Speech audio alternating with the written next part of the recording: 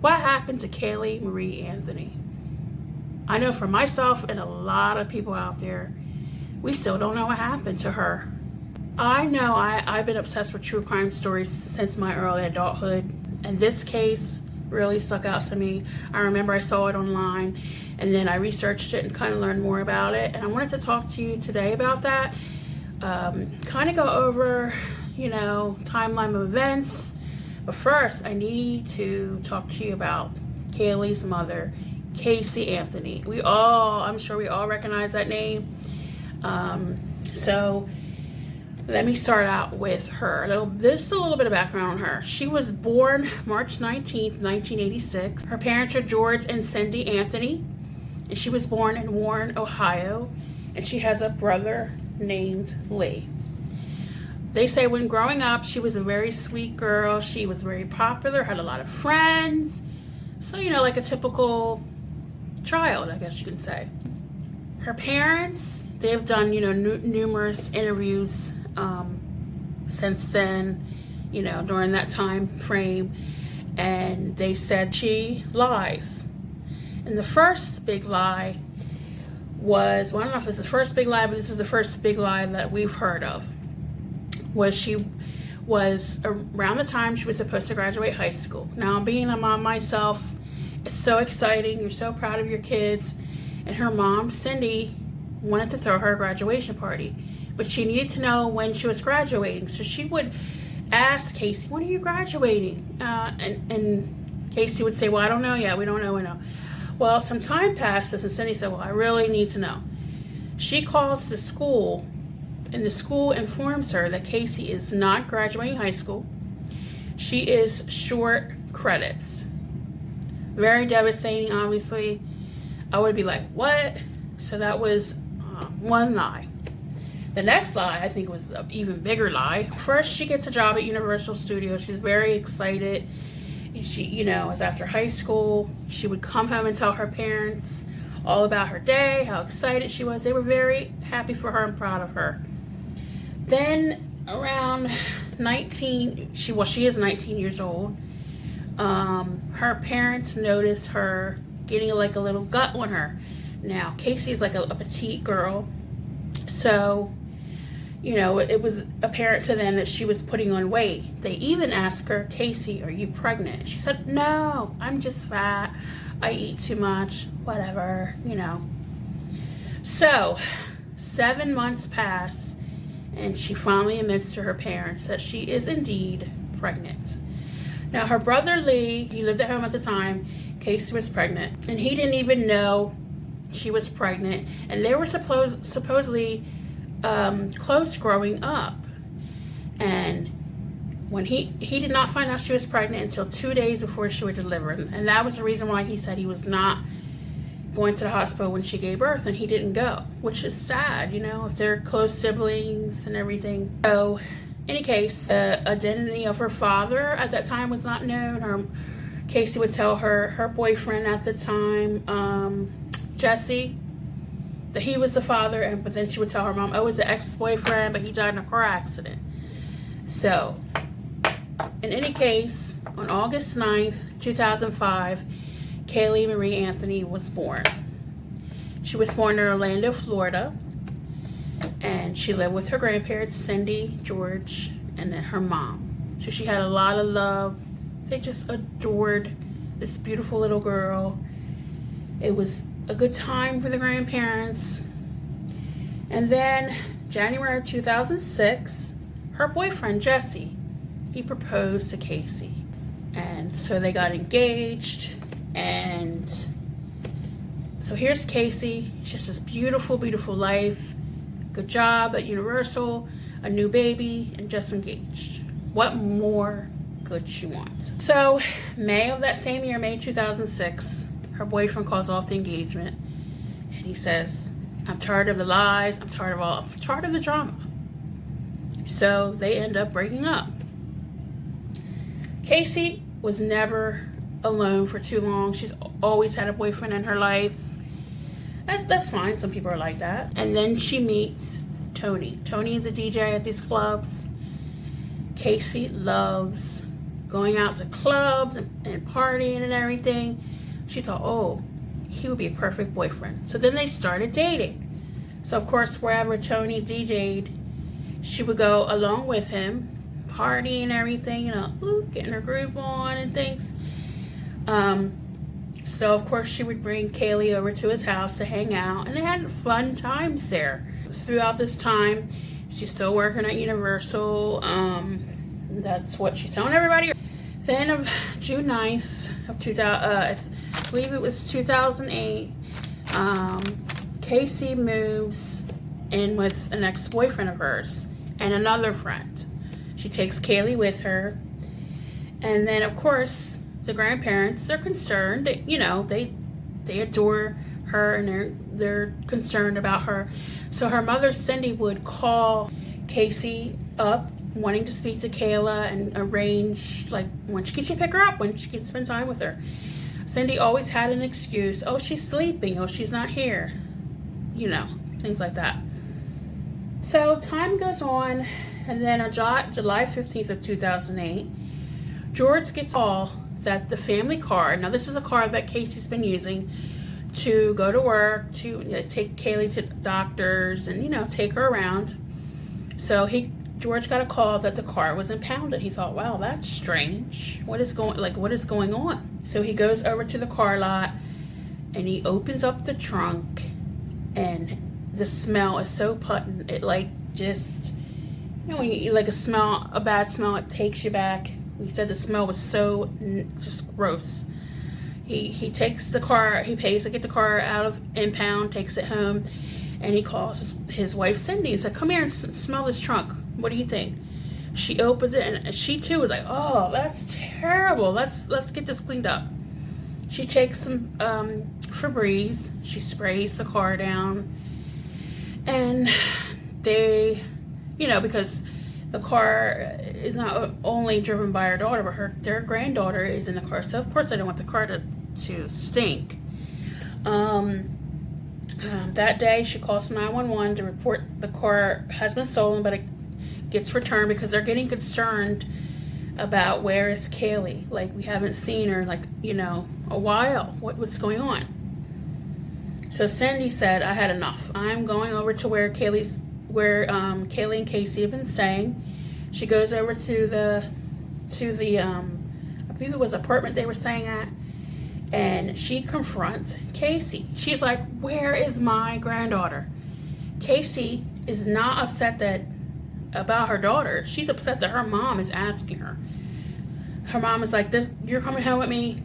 I want to just talk to you with Dad.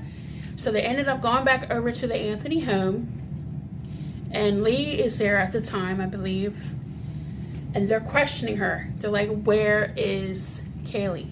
Won't answer them. So Cindy calls 911, and she tells the operator, I have not seen my granddaughter in 30 days. And the trunk of the car smells like a dead body. Finally, Cindy gets on the phone and tells them, well, Zanny the nanny won't give back Caylee to me until her birthday. They are shocked. The parents are shocked. They're like, what? Well, she won't. I've been trying to look for her on my own. I can't find her. So the parents didn't know any of this was happening. She didn't tell them. She didn't try to get their help. Nothing. The police come out and talk to Casey to get her side of the story, take her statement. And she said she met Zanny the nanny through a co-worker at where she works, Universal Studio, and that she dropped Caylee off at an apartment. And they said, okay, you're going to show us these places and see if we can meet up with your co-worker. She goes in the police car. They drive over to Universal Studios, and she walks through the security she's been there before. She's walking around, and they're just going in circles in Universal. Where did you work? I can't remember. I can't remember the area I work at. And they're like, okay, what's going on? She finally stops, turns around and said, I've been lying. I don't work here anymore. Great. So then they say, let's go to the apartment then. Let's go to this apartment complex you said that Zanny the nanny lives. They go to this apartment complex Caylee tells them about. They pull up. What apartment is she? I have no idea, Caylee says. I have no idea. For me, I know my kids are even at 16 and 19 at all times. How would you not know where you dropped your daughter off? So the police go in and talk to the manager of the apartment complex. He said nobody by the name lives here. They go back, talk to Caylee. That's it. We've had enough of the lies. We're done. So the police end up arresting Caylee. They arrest her for child neglect, false statements, and obstructing an investigation, and she goes to jail. I don't know when the police went and talked to Cindy again, but they talked to her about the smell in the trunk, and Cindy says, oh no, it was just old pizza. That's all. I don't, I never said that. I don't. So she denies saying about the dead body in the back of the trunk. So, July 17th, Caylee's given no bail. So that means she can't get out of jail. So then July 18th, her parents end up hiring her a lawyer, Jose Baez. I'm sure we all recognize that name. And he ends up getting her out on bail. But her bail is posted at $500,000 on July 22nd. Of course, this is a major story at the time. So the media finds out where they live, the Anthony home is, and they start storming the lawn and the house, and other people are there taking pictures and things, and they're fighting. George and Cindy's fighting with these media people. Leave us alone, I don't, craziness over there. So a little time passes, and then on August 29th, the Anthony house gets a little knock on the door, and there's police there again. They're like, what now? So this was August 29th. Caylee gets arrested for writing bad checks. She found checks in the apartment that she was staying with her daughter and her ex-boyfriend and the friend. Well, the friend's check is the one she took, and she's just out shopping for clothes. She's in this woman's checks. And her parents bail her out on September 5th. And so she's out on bail again. Then on October 14th, she is indicted by a grand jury on first-degree murder, aggravated child abuse, aggravated manslaughter of a child, and 4 counts of false info to the police. They arrest her the following day at her parents' house on a no bond order because of course, the severity of the charges. And that next month, from November 8th or 9th of 2008, there are search parties arranged to try to find where is Caylee, where is she? There's a lot of people that joined it, never came up with anything. There is reports out there that around December, a guy reported that he found something in the woods, but police never came out. I don't know how true that is. I'm not sure. Well, then on December 11th, 2008, the police do get a call and they come out, and they find remains of someone, and it is a mile away from the Anthony house. Caylee is seen in a video in jail, because you gotta remember she's still in jail because she has no bond. She can't get out of bonds. And the news report comes in about these remains. Well, 8 days later, December 19, 2008, they do confirm that it is the remains of little Caylee Marie. A newly released prison video shows a grainy image of Caylee Anthony as she learned a child's body had been discovered in a swamp near her parents' Orlando home. And still, Caylee's still in jail. She's awaiting trial. So her attorneys are getting ready for her trial. So, of course, throughout this time, her parents and brother, they're going through a lot. It's a lot. I couldn't imagine your granddaughter's dead and your own daughter is accused of murder. It is said that George would say, I know she did it. And Cindy would say, no, she didn't do it. She didn't do it. So, June 23rd, 2009, George is found in a hotel room. He is medicated and he's been drinking, and they find a suicide note. Luckily, he was found okay. He was alive and everything. So that's good, you know. August 14th of that same year, 2009, Cindy, she appears on the Today Show, and she says Casey did not do anything to her daughter, and she is the victim here. Then finally, after almost 3 years, the trial begins for Caylee Anthony on the charge. The main charge is murder. It begins on May 24th, 2011, and it's in Orlando, Florida. Before I talk about the trial, after they arrested Casey, they searched the Anthony home, and they found some things. They found duct tape, and they found a heart sticker that was on the remains of Caylee. It was a duct tape and then the heart sticker. So that's one of the evidence that they collected. Now, the trial. I'm not really going to get too much in it because it's a lot. It's you know, it was a lot of evidence and, you know, things like that. The main points I want to though is, first, the prosecution says that this is their theory, that Casey used duct tape to suffocate Caylee. Now, the defense says that Caylee accidentally drowned in the pool when the ladder wasn't put away, and George, Casey's dad, helped her cover it up because he said, you're going to be so much trouble, let's take care of it. So he helped her cover up the drowning and everything. Casey says she lied about Zandy the nanny, even her lawyer admits she lied, is because growing up, her dad molested her, and he taught her how to lie, and she always had to lie. So this is why she lied about it. I don't know. So George is one of the first witnesses on the stand. He denies ever molesting his daughter, and he denies having anything to do with the death of his granddaughter. Friends testify as well that between June and July of 2008, Casey never worked at Universal and Casey never had a nanny, you know.